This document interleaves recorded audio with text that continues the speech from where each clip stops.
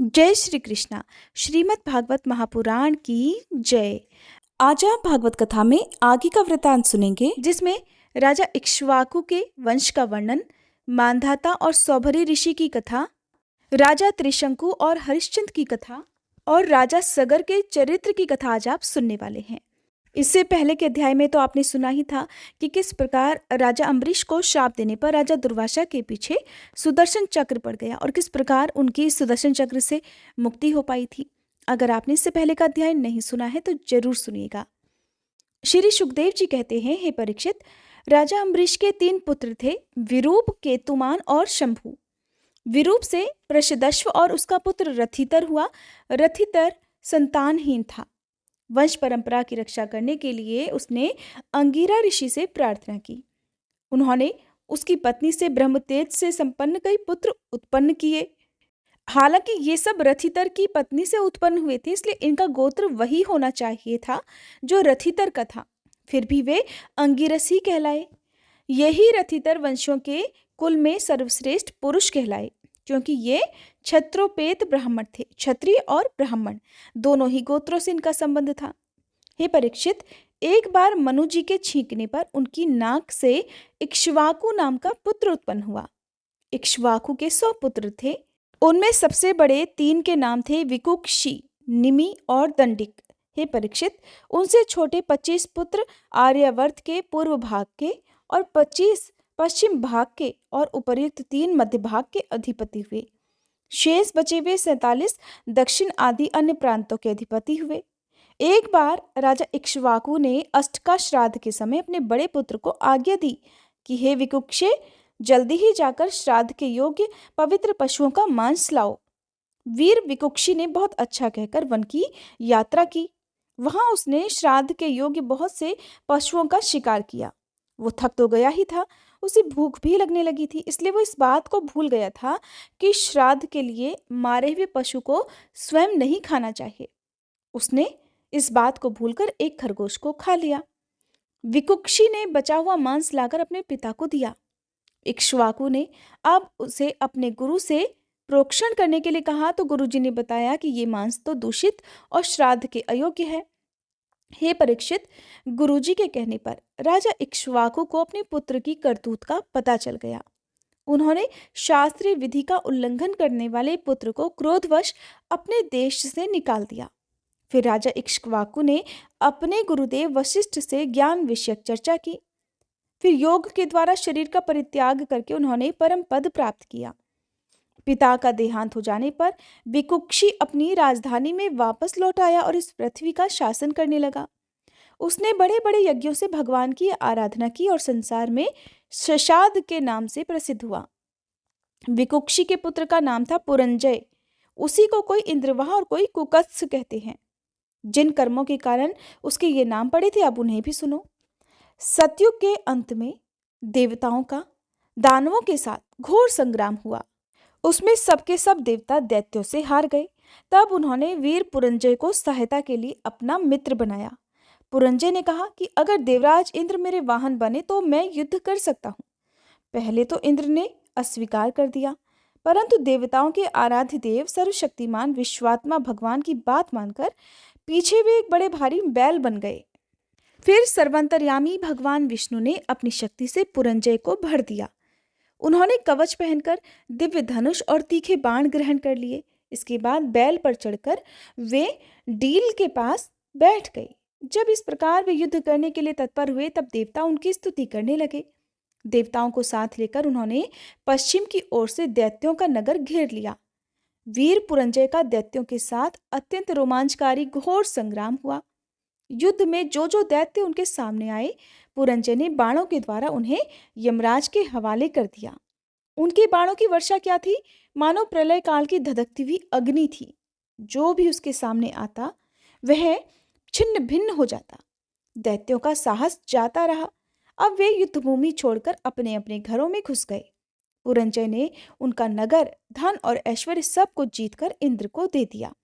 इसी से उन राजर्षि को पुर जीतने के कारण पुरंजय, इंद्र को वाहन बनाने के कारण इंद्रवाह और बैल के कुकुद पर अर्थात बैल के डील पर बैठने के कारण उन्हें कुकुत्स कहा जाता है। पुरंजय का पुत्र था अनेना, उसका पुत्र प्रथु हुआ। प्रथु के विश्वरंधी, उसके चंद्र और चंद्र के युवनाश्व। युवनाश्व के पुत्र हुए शाबस्त, जिन्होंने शाबस्तीपुरी बसाई। शाबस्त के बृहदश्व और उसके कुवलयाश्व हुए। ये बड़े बली थे। इन्होंने उतंक ऋषि को प्रसन्न करने के लिए अपने 21,000 पुत्रों को साथ लेकर धुंधु नामक दैत्य का वध किया। इसी से उनका नाम हो गया धुंधु कुमार। धुंधु दैत्य के मुख की आग से उनके सब पुत्र जल गए। केवल 3 ही बच रहे। परीक्षित। बचे हुए पुत्रों के नाम थे दृढ़ाश्व, कपिलाश्व और भद्राश्व। दृढ़ाश्व से हरेश्व और उसके निकुंभ का जन्म हुआ। युवनाश्व संतानहीन था, इसलिए वह बहुत दुखी होकर अपनी 100 पत्नियों के साथ वन में चला गया। वहां ऋषियों ने बड़ी कृपा करके युवनाश्व से पुत्र प्राप्ति के लिए बड़ी एकाग्रता के साथ इंद्रदेव का यज्ञ करवाया। एक दिन राजा युवनाश्व को रात के समय बड़ी प्यास लगी। वह यज्ञशाला में गया, किंतु वहां देखा कि ऋषि लोग तो सो रहे हैं। तब जल मिलने का कोई और उपाय ना देखकर वह मंत्र से अभिमंत्रित जल ही पी गया। हे परीक्षित, जब प्रातःकाल ऋषि लोग सोकर उठे तो उन्होंने देखा कि कलश में तो जल ही नहीं है। तब उन लोगों ने पूछा कि ये किसका काम है? पुत्र उत्पन्न करने वाला जल किसने पी लिया? अंत में जब उन्हें ये मालूम हुआ कि भगवान की प्रेरणा से राजा युवनाश्व ने ही उस जल को पी लिया है, तब उन लोगों ने भगवान के चरणों में नमस्कार किया और कहा, धन्य है, भगवान का बल ही वास्तव में बल है। इसके बाद प्रसव का समय आने पर युवनाश्व की दाहिनी कोख फाड़कर उसके एक चक्रवर्ती पुत्र उत्पन्न हुआ। उसे रोते देख ऋषियों ने कहा, ये बालक दूध के लिए रो रहा है, अब ये किसका दूध पिएगा? तब इंद्र ने कहा, मेरा पिएगा। बेटा तू रो मत। ऐसा कहकर इंद्र ने अपनी तर्जनी अंगुली उस बालक के मुंह में डाल दी। ब्राह्मण और देवताओं के प्रसाद से उस बालक के पिता युवनाश्व की भी मृत्यु नहीं हुई। वह वहीं तपस्या करके मुक्त हो गया। परीक्षित, इंद्र ने उस बालक का नाम रखा त्रिसदस्यु, क्योंकि रावण आदि दस्यु लुटेरे उससे उद्विग्न और भयभीत रहते थे। युवनाश्व के पुत्र मांधाता चक्रवर्ती राजा हुए।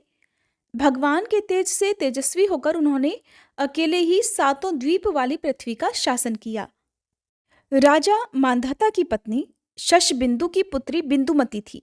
उसके गर्भ से उनके 3 पुत्र हुए, पुरुकुत्स, अम्बरीश, ये दूसरे अम्बरीश ही हैं, और योगी मुचुकंद।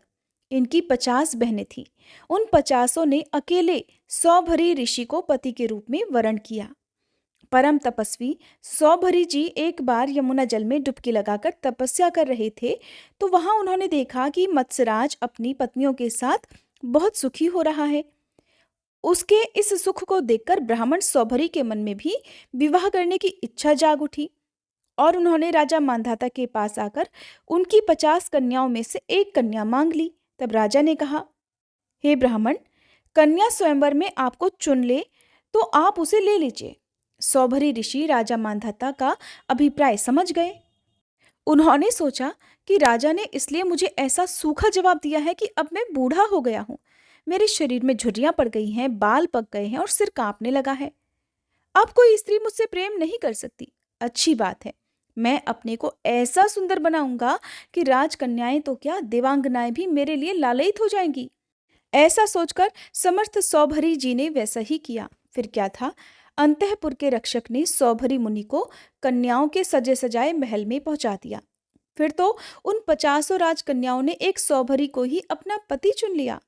उन कन्याओं का मन सौभरी जी में इस प्रकार आसक्त हो गया कि वे उनके लिए आपस के प्रेम भाव को तिलांजलि देकर परस्पर कलह करने लगी और एक दूसरी से कहने लगी कि ये तुम्हारे योग्य नहीं, मेरे योग्य है। ऋग्वेदी सौभरी ने उन सभी का पाणी ग्रहण कर लिया। वे अपनी अपार तपस्या के प्रभाव से बहुमूल्य सामग्रियों से सुसज्जित अनेक उपवनों और निर्मल जल से भरे हुए सरोवरों से युक्त और सुगंधित पुष्पों के बगीचों से घिरे हुए महलों में बहुमूल्य शैया, आसन, वस्त्र, आभूषण, स्नान, अनुलेपन, सुस्वादु भोजन और पुष्पमालाओं के द्वारा अपनी पत्नियों के साथ विहार करने लगे। सुंदर सुंदर वस्त्र आभूषण धारण किए स्त्री पुरुष सदा उनकी सेवा में लगे रहते। कहीं पक्षी चहका करते तो कहीं भौरे गुंजार करते रहते। कहीं कहीं बंदीजन उनकी विरदावली का बखान करते रहते। सप्तद्वीपवती पृथ्वी के स्वामी मांधाता सौभरी जी की इस गृहस्थी का सुख देखकर आश्चर्यचकित हो गए।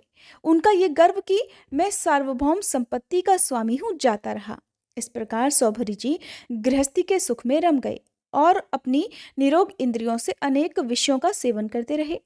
फिर भी जैसे घी की बूंदों से अग्नि तृप्त नहीं होती, वैसे ही उन्हें संतोष नहीं हुआ। ऋग्वेदाचार्य सौभरी जी एक दिन स्वस्थ चित्त से बैठे हुए थे।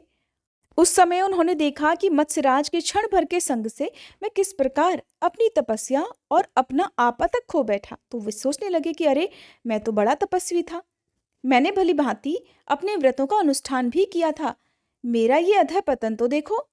मैंने दीर्घकाल से अपने ब्रह्म तेज को अक्षुण्ण रखा था, परंतु जल के भीतर विहार करती हुई एक मछली के संसर्ग से मेरा वह ब्रह्म तेज नष्ट हो गया। इसलिए जिसे मोक्ष की इच्छा है, उस पुरुष को चाहिए कि वह भोगी प्राणियों का संग सर्वथा छोड़ दे और एक क्षण के लिए भी अपनी इंद्रियों को बहिर्मुखी न होने दे, अकेला ही रहे और एकांत में अपने मन को सर्वशक्तिमान भगवान में ही लीन कर दे। अगर संग करने की आवश्यकता हो तो भगवान के अनन्य प्रेमी निष्ठावान महात्माओं का ही संग करे। मैं पहले एकांत में अकेला ही तपस्या में संलग्न था, फिर जल में मछली का संग होने से विवाह करके 50 हो गया और फिर संतानों के रूप में 5,000। विश्व में सत्य बुद्धि होने से माया के गुणों ने मेरी बुद्धि हर ली। अब तो लोक और परलोक के संबंध में मेरा मन इतनी लालसाओं से भर गया है कि मैं किसी तरह उनका पार ही नहीं पाता। इस प्रकार विचार करते हुए वे कुछ दिनों तक तो घर में ही रहे, फिर विरक्त होकर उन्होंने संन्यास ले लिया और वे वन में चले गए। अपने पति को ही सब कुछ मानने वाली उनकी पत्नियों ने भी उनके साथ ही वन की यात्रा की। वहां जाकर परम संयमी सौभरी जी ने बड़ी घोर तपस्या की, शरीर को सुखा दिया और आहवनी आदि अग्नियों के साथ ही अपने आप को परमात्मा में लीन कर दिया। हे परीक्षित, उनकी पत्नियों ने जब अपने पति सौभरी मुनि की आध्यात्मिक गति देखी, तब जैसे ज्वालाएं शांत अग्नि में लीन हो जाती हैं, वैसे ही वे उनके प्रभाव से सती होकर उन्हीं में लीन हो गई और उन्हीं की गति को प्राप्त हो गई। श्री सुखदेव जी कहते हैं, हे परीक्षित, मैं वर्णन कर चुका हूँ कि मांधाता के पुत्रों में सबसे श्रेष्ठ अम्बरीश थे। उनके दादा यवनाश्व ने उन्हें पुत्र के रूप में स्वीकार कर लिया। उनका पुत्र हुआ यवनाश्व और यवनाश्व का हारीत। मांधाता के वंश में ये 3 अवान्तर गोत्रों के प्रवर्तक हुए। नागों ने अपनी बहन नर्मदा का विवाह पुरुकुत्स से कर दिया था। नागराज वसुकी की आज्ञा से नर्मदा अपने पति को रसातल में ले गई। वहां भगवान की शक्ति से संपन्न होकर पुरुतकुत्स ने वध करने योग्य गंधर्वों को मार डाला। इस पर नागराज ने प्रसन्न होकर पुरुकुत्स को यह वरदान दिया कि जो इस प्रसंग का स्मरण करेगा वह सर्पों से निर्भय हो जाएगा। राजा पुरुकुत्स का पुत्र त्रसदस्यु था। उसके पुत्र हुए अनरण्य, अनरण्य के हर्यश्व, उसके अरुण और अरुण के त्रिबंधन हुए। त्रिबंधन के पुत्र सत्यव्रत हुए और यही सत्यव्रत त्रिशंकु के नाम से विख्यात हुए। हालांकि त्रिशंकु अपने पिता और गुरु के शाप से चांडाल हो गए थे, परंतु विश्वामित्र जी के प्रभाव से वे शरीर स्वर्गलोक को चले गए। देवताओं ने उन्हें वहां से ढकेल दिया और वे नीचे की ओर सिर करके गिर पड़े, परंतु विश्वामित्र जी ने अपने तपोबल से उन्हें आकाश में ही स्थिर कर दिया। वे अब भी आकाश में लटके हुए ही दिखते हैं। त्रिशंकु के पुत्र थे हरिश्चंद्र। उनके लिए विश्वामित्र और वशिष्ठ जी एक दूसरे को श्राप देकर पक्षी हो गए और बहुत वर्षों तक लड़ते रहे। हरिश्चंद्र की कोई संतान नहीं थी, इससे वे बहुत उदास रहा करते थे। नारद जी के उपदेश से वे वरुण देव की शरण में गए और उनसे प्रार्थना की कि प्रभु, मुझे पुत्र प्राप्त हो। महाराज, अगर मेरे वीर पुत्र होगा तो मैं उसी से आपका यजन करूंगा। वरुण देव ने कहा, ठीक है। तब वरुण देव की कृपा से राजा हरिश्चंद्र के रोहित नाम का पुत्र हुआ। पुत्र होते ही वरुण देव ने आकर कहा, हरिश्चंद्र, तुम्हें पुत्र प्राप्त हो गया, अब इसके द्वारा मेरा यज्ञ करो। हरिश्चंद्र ने कहा, जब आपका यह यज्ञ पशु रोहित 10 दिन से अधिक का हो जाएगा, तब यज्ञ के योग्य होगा। 10 दिन बीत जाने पर वरुण देव ने आकर फिर कहा कि अब तो मेरा यज्ञ करो। तो हरिश्चंद्र ने कहा, जब आपके यज्ञ पशु के मुंह में दांत निकल आएंगे, तब वह यज्ञ के योग्य हो जाएगा। दांत आने पर वरुण देव ने फिर कहा, अब इसके दांत भी निकल आए, अब मेरा यज्ञ करो। हरिश्चंद्र ने कहा कि जब इसके दूध के दांत गिर जाएंगे तब ये यज्ञ के योग्य होगा। दूध के दांत भी गिर गए। तब वरुण देव ने कहा, अब तो इसके दूध के दांत गिर गए, अब मेरा यज्ञ करो। हरिश्चंद्र ने कहा, जब इसके दोबारा दांत आ जाएंगे तब यह पशु यज्ञ के योग्य हो जाएगा। दांतों के फिर से उगाने पर वरुण देव ने फिर कहा। तब हरिश्चंद्र ने कहा कि वरुण जी महाराज, क्षत्रिय पशु तब यज्ञ के योग्य होता है जब वह कवच धारण करने लगे। हे परीक्षित, इस प्रकार राजा हरिश्चंद्र पुत्र के प्रेम से हीला हवाला करके समय समय टालते रहे। इसका कारण था कि पुत्र प्रेम ने उनके हृदय को जकड़ लिया था। पुत्र स्नेह की फांसी ने उनके हृदय को अपने वश में कर रखा था। वे जो जो समय बताते वरुण देवता उसी की बाट देखते। जब रोहित को इस बात का पता चला कि पिताजी तो मेरा बलिदान करना चाहते हैं, तब वह अपने प्राणों की रक्षा करने के लिए हाथ में धनुष लेकर वन को चला गया। कुछ दिन के बाद उसे पता चला कि वरुण देवता ने रुष्ट होकर मेरे पिताजी पर आक्रमण किया है, जिसके कारण वे महोदर रोग से पीड़ित हो रहे हैं। तब रोहित अपने नगर की ओर चल पड़ा, परंतु इंद्रदेव ने आकर उसे रोक दिया और कहा कि बेटा रोहित, यज्ञ पशु बनकर मरने से अच्छा तो पवित्र तीर्थ और क्षेत्रों का सेवन करते हुए पृथ्वी में विचरण ही करना अच्छा है। इंद्रदेव की बात मानकर वह 1 वर्ष तक और वन में रहा। इसी प्रकार दूसरे, तीसरे, चौथे और 5वें वर्ष में भी रोहित ने अपने पिता के पास जाने का विचार किया, परंतु बूढ़े ब्राह्मण का वेश धारण करके हर बार इंद्रदेव आते और उसे रोक देते। इस प्रकार 6 वर्ष तक रोहित वन में ही रहा। 7वें वर्ष जब वह अपने नगर को लौटने लगा, तब उसने अजीत गर्त से उनके मझले पुत्र शुनहशेप को मोल ले लिया और उसे यज्ञ पशु बनाने के लिए अपने पिता को सौंपकर उनके चरणों में नमस्कार किया। तब परम यशस्वी और श्रेष्ठ चरित्र वाले राजा हरिश्चंद्र ने महोदर रोग से छूटकर पुरुष मेध यज्ञ द्वारा वरुण आदि देवताओं का यजन किया। उस यज्ञ में विश्वामित्र जी होता हुए, वशिष्ठ जी ब्रह्मा बने और असास्य मुनि सामगान करने वाले उद्गाता बने। उस समय इंद्रदेव ने प्रसन्न होकर हरिश्चंद्र को सोने का रथ दिया था। हे परीक्षित, आगे चलकर मैं शुनहशेप का महात्म्य वर्णन करूंगा। हरिश्चंद्र को अपनी पत्नी के साथ सत्य में दृढ़ता पूर्वक स्थित देखकर विश्वामित्र जी बहुत प्रसन्न हुए। उन्होंने उन्हें उस ज्ञान का उपदेश किया जिसका कभी नाश नहीं होता। उसके अनुसार राजा हरिश्चंद्र ने अपने मन को पृथ्वी में, पृथ्वी को जल में, जल को तेज में, तेज को वायु में और वायु को आकाश में स्थिर करके आकाश को अहंकार में लीन कर दिया। इसके बाद निर्वाण सुख की अनुभूति से उस ज्ञान कला का भी परित्याग कर दिया और समस्त बंधनों से मुक्त होकर वे अपने उस स्वरूप में स्थित हो गए जो न तो किसी प्रकार बतलाया जा सकता है और न उसके संबंध में किसी प्रकार का अनुमान ही किया जा सकता है।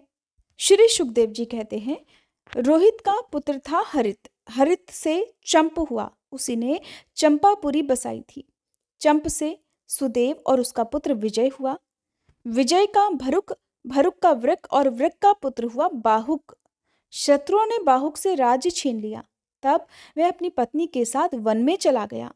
वन में जाने पर बुढ़ापे के कारण जब बाहुक की मृत्यु हो गई, तब उसकी पत्नी भी उसके साथ सती होने को तत्पर हुई, परंतु महर्षि औरव को ये मालूम था कि इसे गर्भ है, इसलिए उन्होंने उसे सती होने से रोक दिया। जब उसकी सौतों को ये बात मालूम हुई तो उन्होंने उसे भोजन के साथ विष दे दिया, परंतु गर्भ पर उस विष का कोई प्रभाव नहीं पड़ा, बल्कि उस विष को लिए हुए ही एक बालक का जन्म हुआ जो विष के साथ पैदा होने के कारण सगर कहलाया। सगर बड़े यशस्वी राजा हुए। सगर चक्रवर्ती सम्राट थे। उन्हीं के पुत्रों ने पृथ्वी खोदकर समुद्र बना दिया था। सगर ने अपने गुरुदेव औरव की आज्ञा मानकर तालजंघ, यवन, शक, है और बर्बर जाति के लोगों का वध नहीं किया, बल्कि उन्हें विरूप बना दिया। उनमें से कुछ के सिर मुंडवा दिए, कुछ के मूछ दाढ़ी रखवा दी, कुछ को खुले बालों वाला बना दिया और कुछ को आधा मुंडवा दिया। कुछ लोगों को सगर ने केवल वस्त्र ओढ़ने को ही आज्ञा दी, पहनने को नहीं। इसके बाद राजा सगर ने और ऋषि के उपदेशानुसार अश्वमेध यज्ञ के द्वारा संपूर्ण वेद और देवतामय आत्मस्वरूप सर्वशक्तिमान भगवान की आराधना की। उसके यज्ञ में जो घोड़ा छोड़ा गया था उसे देवराज इंद्र ने चुरा लिया। उस समय महारानी सुमति के गर्भ से उत्पन्न सगर के पुत्रों ने अपने पिता की आज्ञानुसार घोड़े के लिए सारी पृथ्वी छान डाली। जब उन्हें कहीं घोड़ा नहीं मिला तब उन्होंने बड़े घमंड से सब ओर से पृथ्वी को भी खोद डाला। खोदते खोदते उन्हें पूर्व और उत्तर के कोने पर कपिल मुनि के पास अपना घोड़ा दिखाई दिया। घोड़े को देखकर वे 60,000 राजकुमार शस्त्र उठाकर ये कहते हुए उनकी ओर ही दौड़ पड़े कि यही हमारे घोड़े को चुराने वाला चोर है। देखो तो सही, इसने इस समय कैसे आंखें मूंद रखी हैं। ये पापी है, इसे मार डालो, मार डालो। उस समय कपिल मुनि ने अपनी पलकें खोली। इंद्र ने राजकुमारों की बुद्धि हर ली थी। इसी से उन्होंने कपिल मुनि जैसे महापुरुष का तिरस्कार किया और इसी तिरस्कार के कारण उनके शरीर में ही आग जल उठी, जिससे क्षण भर में ही वे सब के सब जलकर खाक हो गए। हे परीक्षित, राजा सगर के पुत्र कपिल मुनि के क्रोध से जल गए, ऐसा कहना उचित नहीं है। वे तो शुद्ध सत्वगुण के परम आश्रय हैं। उनका शरीर तो जगत को पवित्र करता रहता है। उनमें भला क्रोध रूप तमोगुण की संभावना कैसे की जा सकती है? भला कहीं पृथ्वी की धूल का भी आकाश से संबंध होता है? ये संसार सागर एक मृत्युमय पथ है, इसके पार जाना बड़ा कठिन है। राजा सगर की दूसरी पत्नी का नाम था केशिनी। उसके गर्भ से उन्हें असमंजस नाम का पुत्र हुआ। असमंजस के पुत्र का नाम था अंशुमान। वह अपने दादा सगर की आज्ञाओं के पालन और उन्हीं की सेवा में लगा रहता। असमंजस पहले जन्म में योगी थे। संग के कारण वे योग से विचलित हो गए, परंतु अब भी उन्हें अपने पूर्व जन्म का ध्यान बना हुआ था। इसलिए वे ऐसे काम किया करते थे जिनसे भाई बंधु उन्हें प्रिय ना समझें। वे कभी कभी तो अत्यंत निंदित कर्म कर बैठते और अपने आप को पागल सा दिखलाते, यहाँ तक कि खेलते हुए बच्चों को सरयू में डाल देते। इस प्रकार उन्होंने लोगों को उद्विग्न कर दिया था, परेशान कर दिया था। अंत में उनकी ऐसी करतूत देखकर पिता ने पुत्र स्नेह को तिलांजलि दे दी और उन्हें त्याग दिया। फिर असमंजस ने अपने योग बल से उन सभी बालकों को जीवित कर दिया और अपने पिता को दिखाकर वे वन में चले गए। अयोध्या के नागरिकों ने जब देखा कि हमारे बालक तो फिर से लौट आए हैं जिन्हें सरयू में डाल दिया गया था, तब उन्हें बड़ा आश्चर्य हुआ और राजा सगर को भी बड़ा भारी पश्चाताप हुआ। इसके बाद राजा सगर की आज्ञा से अंशुमान घोड़े को ढूंढने के लिए निकले। उन्होंने अपने चाचाओं के द्वारा खोदे गए समुद्र के किनारे किनारे चलकर उनके शरीर के भस्म के पास ही घोड़े को भी देखा। वहीं भगवान के अवतार कपिल मुनि बैठे हुए थे।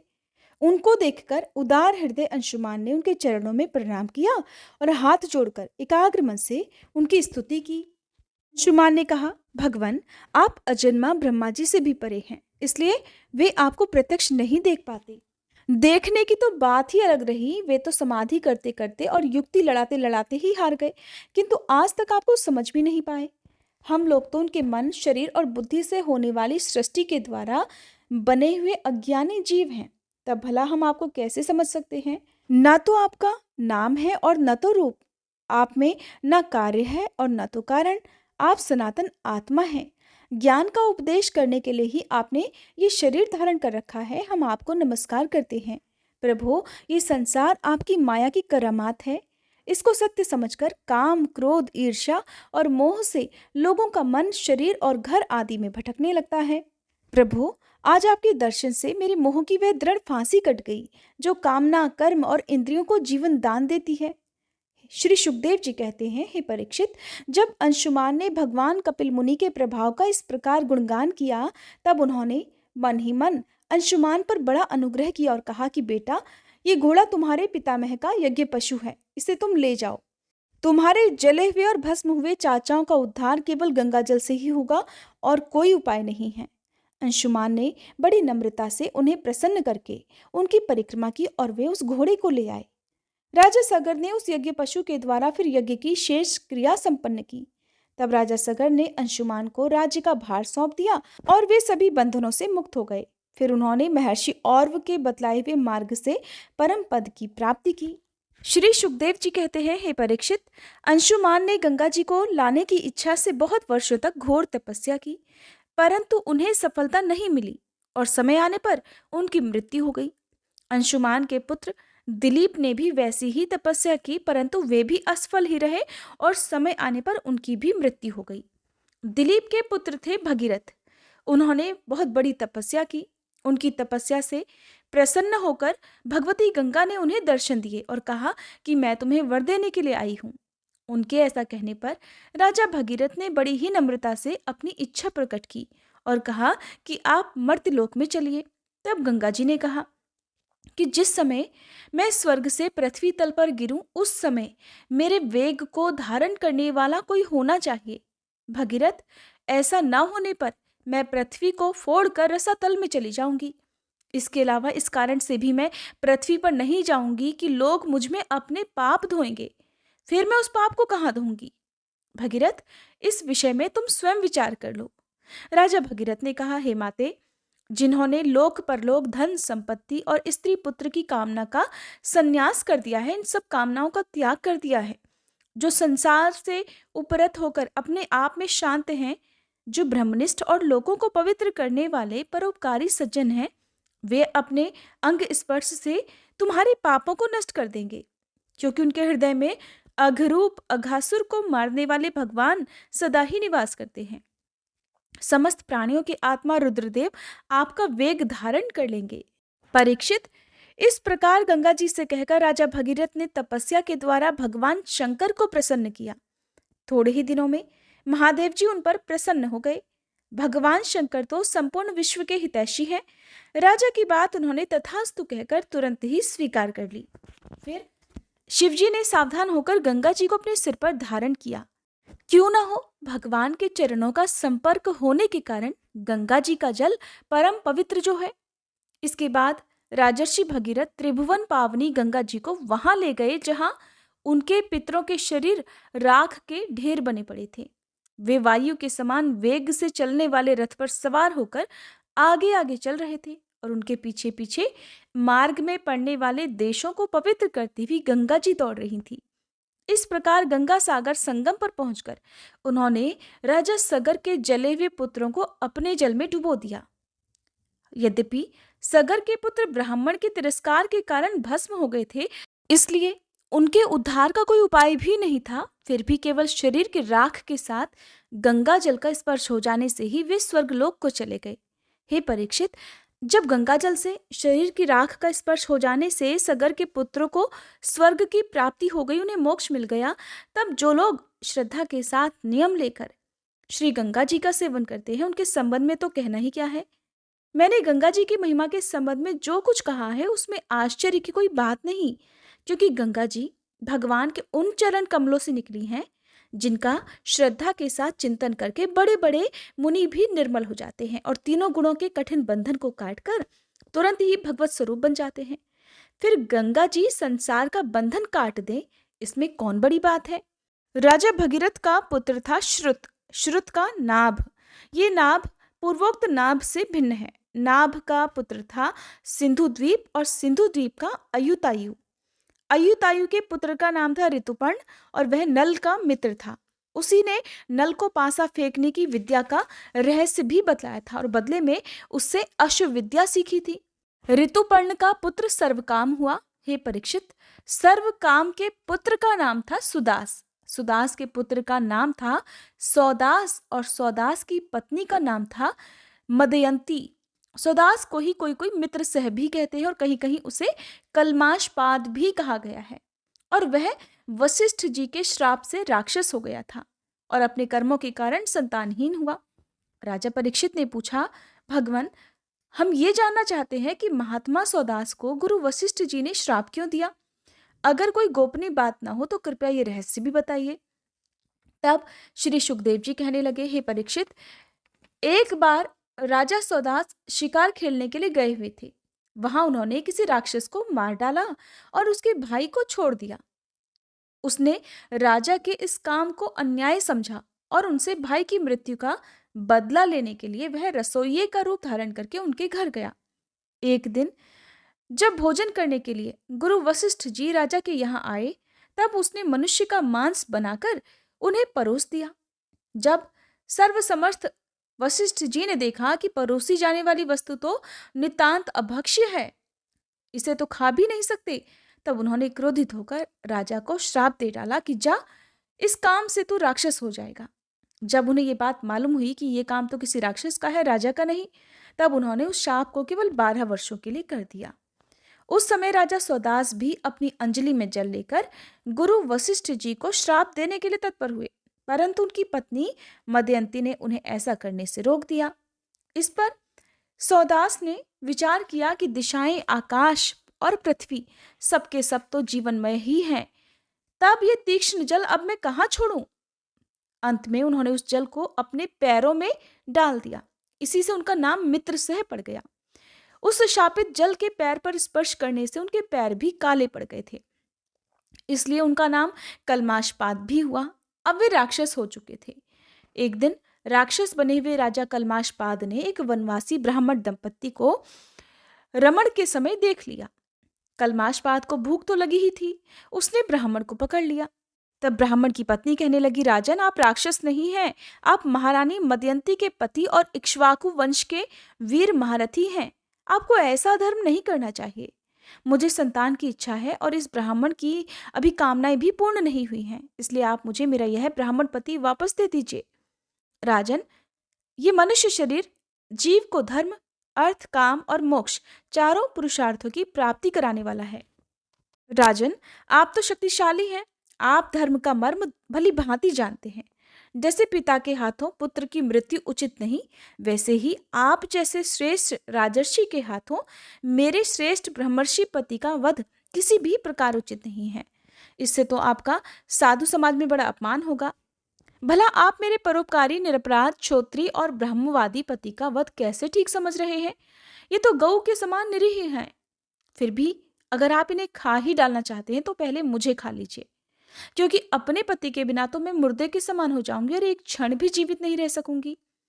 ब्राह्मण पत्नी बड़ी ही करुणापूर्ण वाणी में इस प्रकार कहकर अनाथ की तरह रोने लगी, परंतु सौदास ने शाप से मोहित होने के कारण उसकी प्रार्थना पर कुछ भी ध्यान नहीं दिया और वह उस ब्राह्मण को वैसे ही खा गया जैसे बाघ किसी पशु को खा जाता है।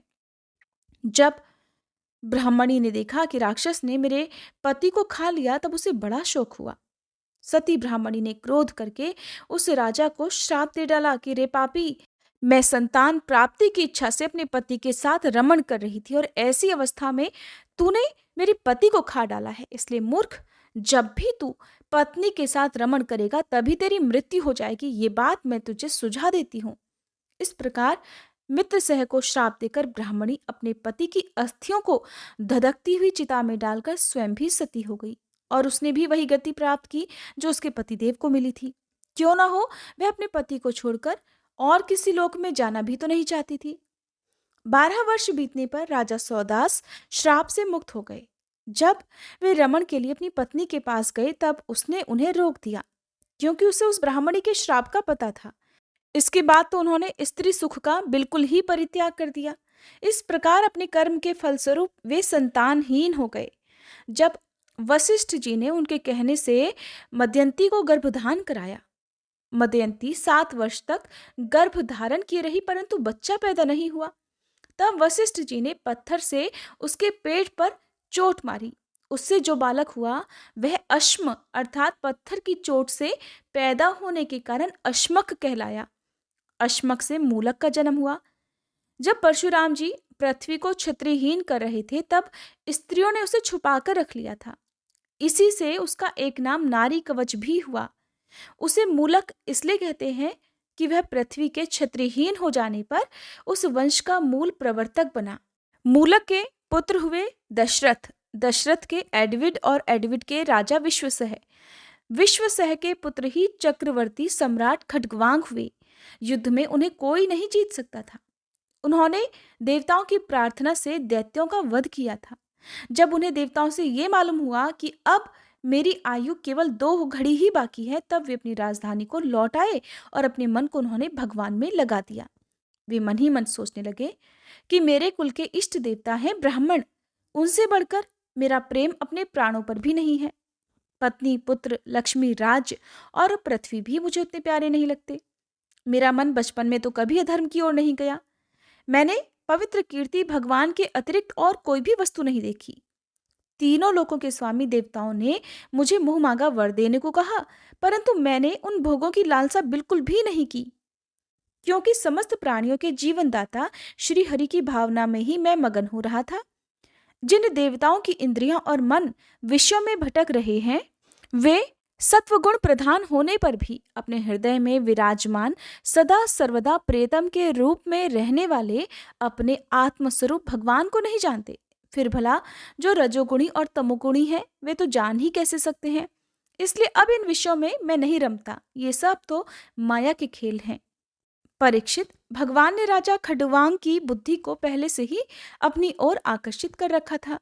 इसी से वे अंत समय में ऐसा निश्चय कर सके। अब उन्होंने शरीर आदि अनात्म पदार्थों में जो अज्ञान मूलक आत्मभाव था उसका परित्याग कर दिया और अपने वास्तविक आत्म स्वरूप में स्थित हो गए। वह स्वरूप साक्षात पर ब्रह्म है। वह सूक्ष्म से भी सूक्ष्म शून्य के समान ही है, परंतु वो शून्य नहीं, परम सत्य है। भक्तजन उसी वस्तु को भगवान वासुदेव इस नाम से वर्णन करते हैं। श्री सुखदेव जी कहते हैं, हे परीक्षित, खटवांग के पुत्र दीर्घबाहु और दीर्घबाहु के परम यशस्वी पुत्र रघु हुए। रघु के अज और अज के पुत्र महाराज दशरथ हुए। देवताओं की प्रार्थना से साक्षात पर ब्रह्म परमात्मा भगवान श्री हरि ही अपने अंश से 4 रूप धारण करके राजा दशरथ के पुत्र हुए। उनके नाम थे राम, लक्ष्मण, भरत और शत्रुघ्न। परीक्षित, सीतापति भगवान श्री राम का चरित्र तो तत्वदर्शी ऋषियों ने बहुत कुछ वर्णन किया है और तुमने अनेक बार उसे सुना भी है। भगवान श्री राम ने अपने पिता राजा दशरथ के सत्य की रक्षा करने के लिए राजपाट छोड़ दिया और वे वन वन में फिरते रहे। उनके चरण कमल इतने सुकुमार थे कि परम सुकुमारी श्री जानकी जी के कर कमलों का स्पर्श भी उनसे सहन नहीं होता था। वे ही चरण जब वन में चलते चलते थक जाते, तब हनुमान जी और लक्ष्मण जी उन्हें दबा दबाकर उनकी थकावट मिटाते। शूर्पणखा को नाक कान काट कर विरूप कर देने के कारण उन्हें अपनी प्रेतमा श्री जानकी जी का वियोग भी सहना पड़ा। इस वियोग के कारण क्रोधवश उनकी भौहें तन गई, जिन्हें देखकर समुद्र तक भयभीत हो गया। इसके बाद उन्होंने समुद्र पर पुल बांधा और लंका में जाकर दुष्ट राक्षसों के जंगल को दावाग्नि के समान जलाकर भस्म कर दिया। वे कौशल नरेश हमारी रक्षा करें। भगवान श्री राम ने विश्वामित्र जी के यज्ञ में लक्ष्मण जी के सामने ही मारीच आदि राक्षसों को मार डाला। वे सब बड़े बड़े राक्षसों की गिनती में थे। हे परीक्षित, जनकपुर में सीता जी का स्वयंवर हो रहा था। संसार के चुने हुए वीरों की सभा में भगवान शंकर का वह भयंकर धनुष रखा हुआ था। वो इतना भारी था कि 300 वीर पहलवान भी बड़ी कठिनाई से उसे स्वयंवर सभा में ला सके थे। भगवान श्री राम ने उस धनुष को बात ही बात में उठाकर उस पर डोरी चढ़ा दी और खींचकर बीचों बीच से उसके 2 टुकड़े कर दिए। ठीक वैसे ही जैसे हाथी का बच्चा खेलते खेलते ईख तोड़ डालता है। भगवान ने जिन्हें अपने वक्ष स्थल पर स्थान देकर सम्मानित किया है, वे श्री लक्ष्मी जी ही सीता जी के नाम से जनकपुर में अवतरित हुई थी। वे गुण, शील, अवस्था, शरीर की गठन और सौंदर्य में सर्वथा भगवान श्री राम के अनुरूप थी। भगवान ने तो धनुष तोड़कर उन्हें प्राप्त कर लिया। अयोध्या को लौटते समय मार्ग में उन परशुराम जी से भेंट हुई थी, जिन्होंने 21 बार पृथ्वी को राजवंश के बीज से भी रहित कर दिया था। भगवान ने उनके बढ़े हुए गर्व को नष्ट कर दिया। इसके बाद तो अपने पिता के वचन को सत्य करने के लिए उन्होंने वनवास भी स्वीकार किया। हालांकि महाराज दशरथ ने अपनी पत्नी के अधीन होकर ही अपनी पत्नी को वैसा वचन दिया था, फिर भी वे सत्य के बंधन में बंध गए थे। इसलिए भगवान ने अपने पिता की आज्ञा सिरोधार्य कर राज, लक्ष्मी, प्रेमी, हितैषी, मित्र और महलों को वैसे ही छोड़कर अपनी पत्नी के साथ यात्रा की जैसे मुक्त संग योगी प्राणों को छोड़ देता है। वन में पहुंचकर भगवान ने राक्षस राज रावण की बहन शूर्पणखा को विरूप कर दिया, क्योंकि उसकी बुद्धि बहुत ही कलुषित काम वासना के कारण अशुद्ध थी। उसके पक्षपाती, खर, दूषण, त्रिशिरा आदि प्रधान प्रधान भाइयों को, जो संख्या में लगभग 14,000 थे, हाथ में महान धनुष लेकर भगवान श्री राम ने नष्ट कर डाला और बड़ी कठिनाइयों से भरे हुए उस वन में अनेक तरह से विचरते हुए निवास करते रहे। हे परीक्षित, जब रावण ने सीता जी के रूप, गुण, सौंदर्य आदि की बात सुनी तो उसका हृदय काम वासना से आतुर हो गया। उसने अद्भुत हिरण के वेश में मारीच को उनकी पर्णकुटी के पास भेजा। वो धीरे धीरे भगवान को वहां से दूर ले गया। अंत में भगवान ने अपने बाण से उसे बात ही बात में वैसे ही मार डाला जैसे दक्ष प्रजापति को वीरभद्र ने मारा था। जब भगवान श्री राम उस हिरण का पीछा करते करते जंगल में दूर निकल गए, तब लक्ष्मण की अनुपस्थिति में उस नीच राक्षस रावण ने भेड़िए के समान विदेह नंदिनी सुकुमारी श्री सीता जी को हर लिया। फिर वे अपनी प्राण प्रिया सीता जी से बिछुड़कर अपने भाई लक्ष्मण के साथ वन वन में दीन की तरह घूमने लगे। इस प्रकार उन्होंने ये शिक्षा दी कि जो स्त्रियों में आसक्ति रखते हैं उनकी यही गति होती है। इसके बाद भगवान ने उस जटायु का दाह संस्कार किया जिसके सारे कर्म बंधन भगवत सेवा रूप कर्म से पहले ही भस्म हो चुके थे। फिर भगवान ने कबंध का संहार किया और उसके बाद सुग्रीव आदि वानरों से मित्रता करके बाली का वध किया। फिर वानरों के द्वारा अपनी प्राण प्रिया का पता लगवाया। ब्रह्मा जी और शंकर जी जिनके चरणों की वंदना करते हैं, वे भगवान श्री राम मनुष्यों की तरह लीला करते हुए वानरों की सेना के साथ समुद्र तट पर जा पहुंचे। वहां उपवास और प्रार्थना से जब समुद्र पर कोई प्रभाव नहीं पड़ा, तब भगवान ने क्रोध की लीला करते हुए अपनी उग्र और टेढ़ी नजर समुद्र पर डाली। उसी समय समुद्र के बड़े बड़े मगर और मत्स्य खलबला उठे। डर जाने के कारण समुद्र की सारी गर्जना शांत हो गई। तब समुद्र शरीरधारी बनकर और अपने सिर पर बहुत सी भेंटें लेकर भगवान के चरण कमलों की शरण में आया और कहने लगा, हे अनंत, हम मूर्ख हैं, इसलिए आपके वास्तविक स्वरूप को नहीं जानते। जाने भी कैसे? आप समस्त जगत के एकमात्र स्वामी, आदि कारण और जगत के समस्त परिवर्तनों में एक रस रहने वाले हैं। आप समस्त गुणों के स्वामी हैं। इसलिए जब आप सत्वगुण को स्वीकार कर लेते हैं, तब देवताओं की रजोगुण को स्वीकार कर लेते हैं, तब प्रजापतियों की और तमोगुण को स्वीकार कर लेते हैं, तब आपके क्रोध से रुद्रगण की उत्पत्ति होती है। हे वीर शिरोमणे, अब आप अपनी इच्छा के अनुसार मुझे पार कर जाइए और त्रिलोकी को रुलाने वाले विश्रवा के कुपूत रावण को मारकर अपनी पत्नी को फिर से प्राप्त कीजिए। परंतु आपसे मेरी एक प्रार्थना है, आप यहाँ मुझ पर एक पुल बांध दीजिए। इससे आपके यश का भी विस्तार होगा और आगे चलकर जब बड़े बड़े नरपति दिग्विजय करते हुए यहाँ आएंगे, तब वे आपके यश का गुणगान किया करेंगे। भगवान श्री राम ने अनेकानेक पर्वतों के शिखर से समुद्र पर पुल बांधा। जब बड़े बड़े बंदर अपने हाथ से पर्वत उठा उठा कर लाते थे, तब उनके वृक्ष और बड़ी बड़ी चट्टानें थरथर कांपने लगती थीं। इसके बाद विभीषण की सलाह से भगवान ने सुग्रीव, नील, हनुमान और आदि प्रमुख वीरों और वानरी सेना के साथ लंका में प्रवेश किया। वो तो श्री हनुमान जी के द्वारा पहले ही जलाई जा चुकी थी। उस समय वानर राज की सेना ने लंका के सैर करने और खेलने के स्थान, अन्न के गोदाम, खजाने, दरवाजे, फाटक, सभा भवन, छज्जे, पक्षियों के रहने के स्थान तक को घेर लिया। उन्होंने वहां की वेदी, ध्वजाएं, सोने के कलश और चौराहे तोड़फोड़ डाले। उस समय लंका ऐसी दिख रही थी जैसे झुंड के झुंड हाथियों ने किसी नदी को मथ डाला हो। ये देख राक्षस राज रावण ने निकुंभ, कुंभ, धूम्राक्ष, दुर्मुख, सुरांतक, नरांतक, प्रहस्त, अतिकाय, विकंपन आदि अपने सब अनुचरों, पुत्र मेघनाद और अंत में भाई कुंभकर्ण को भी युद्ध करने के लिए भेज दिया। राक्षसों की वह विशाल सेना तलवार, त्रिशूल, धनुष, पास, रिष्टि, शक्ति, बाण, भाले, खड्ग आदि अस्त्र शस्त्र से सुसज्जित और अत्यंत दुर्गम थी। भगवान श्री राम ने सुग्रीव, लक्ष्मण, हनुमान, गंधमादन, नील, अंगद, जामवान और पनस आदि वीरों को अपने साथ लेकर राक्षसों की सेना का सामना किया। रघुवंशी शिरोमणि भगवान श्री राम के अंगद आदि सभी सेनापति राक्षसों की चतुरंगणी सेना अर्थात हाथी, रथ, घुड़सवार और पैदलों के साथ द्वंद्व युद्ध की रीति से भिड़ गए। राक्षसों को वृक्ष, पर्वत, शिखर, गदा और बाणों से मारने लगे। उनका मारा जाना तो स्वाभाविक ही था, क्योंकि वे उसी रावण के अनुचर थे जिसका मंगल श्री सीता जी को स्पर्श करने के कारण पहले ही नष्ट हो चुका था। जब राक्षस राज रावण ने देखा कि मेरी सेना का तो नाश हुआ जा रहा है, तब वह क्रोध में भरकर पुष्पक विमान पर आरूढ़ होकर भगवान श्री राम के सामने आया। उस समय देवराज इंद्र का सारथी मातली बड़ा ही तेजस्वी दिव्य रथ लेकर आया और उस पर भगवान श्री राम जी विराजमान हुए। अब रावण अपने तीखे बाणों से भगवान पर प्रहार करने लगा। भगवान श्री राम ने रावण से कहा, नीच राक्षस, तुम कुत्ते की तरह हमारी अनुपस्थिति में हमारी प्राण प्रिया पत्नी को हर लाए। तुमने दुष्टता की हद कर दी। तुम्हारे जैसा निर्लज्ज और निंदनीय और कौन हो सकता है? जैसे काल को कोई टाल नहीं सकता, कर्तापन के अभिमानी को वह फल दिए बिना नहीं रह सकता, वैसे ही आज मैं तुम्हें तुम्हारी करनी का फल चखाता हूँ। इस प्रकार रावण को फटकारते हुए भगवान श्री राम ने अपने धनुष पर चढ़ाया हुआ बाण उस पर छोड़ा।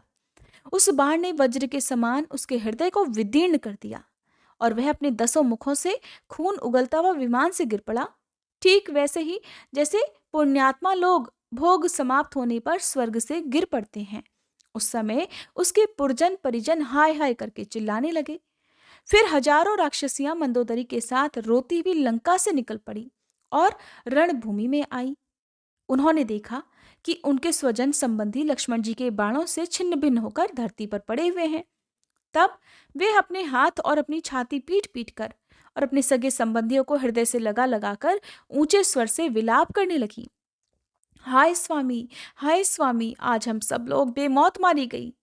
एक दिन वो था जब आपके भय से समस्त लोकों में त्राही त्राही मच जाती थी, और आज वो दिन आ पहुंचा कि आपके ना रहने से हमारे शत्रु लंका की दुर्दशा कर रहे हैं।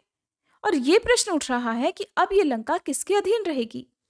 आप तो सब प्रकार से संपन्न थे, किसी भी बात की कोई कमी नहीं थी, परंतु आप काम के वश हो गए और ये नहीं सोचा कि सीता जी कितनी तेजस्विनी है और उनका कितना प्रभाव है। आपकी यही भूल आपकी इस दुर्दशा का कारण बन गई। कभी आपके कामों से हम सब और समस्त राक्षस वंश आनंदित होता था, और आज हम सब और ये सारी लंका नगरी विधवा हो गई। आपका वह शरीर जिसके लिए आपने सब कुछ कर डाला, आज गीधों का आहार बन रहा है, और आपने अपनी आत्मा को नरक का अधिकारी बना डाला। ये सब आपकी ही नासमझी और कामुकता का फल है।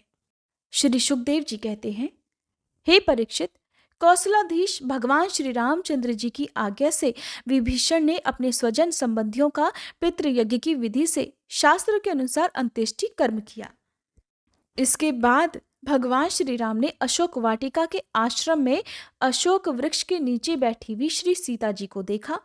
वे उन्हीं की विरह की व्याधि से पीड़ित होकर अत्यंत दुर्बल हो रही थी।